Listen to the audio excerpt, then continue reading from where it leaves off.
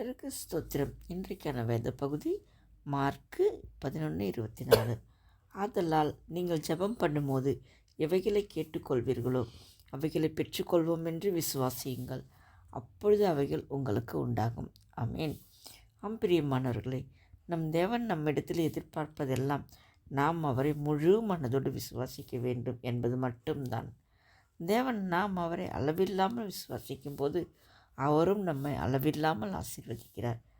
பழைய ஏற்பாட்டிலும் சரி, புதிய ஏற்பாட்டிலும் சரி, விசுவாசித்து தேவனிடத்திலிருந்து அற்புதங்களை பெற்றுக்கொண்டவர்கள் ஏராளம்.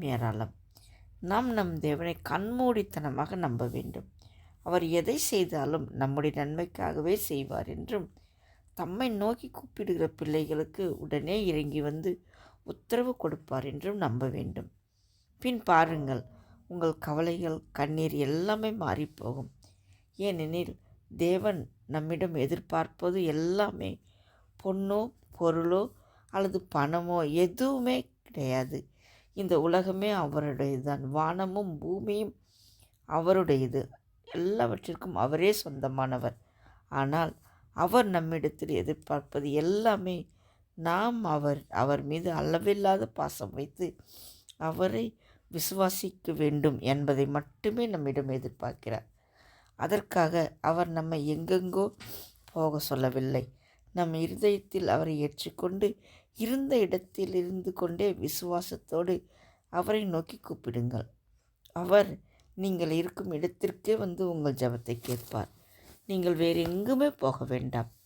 நீங்கள் இருக்கும் இடத்தில் இருந்து கொண்டே அவரை நோக்கி கூப்பிடுங்கள். அவர் கேட்பார். ஆனால் அதை விசுவாசத்தோடு செய்ய வேண்டும்.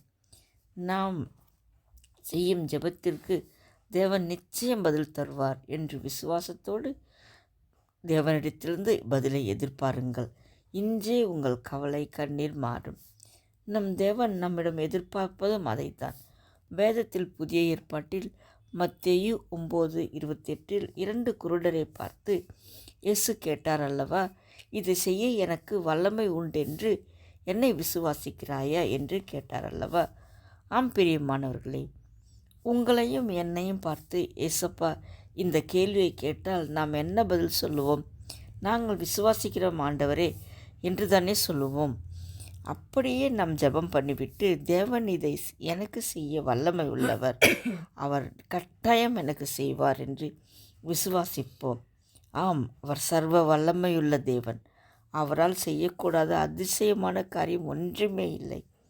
அவர் கூப்பிடுகிற தம் பிள்ளைகளுக்கு அற்புதங்களையும் அதிசயங்களையும் செய்து மகிழ பண்ணுபவர்.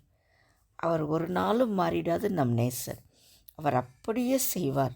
விசுவாசத்தோடு ஜெபித்து பாருங்கள். உங்கள் ஜெபத்திற்கு கட்டாயம் பதில் தருவார். Amen. Hallelujah. God bless you.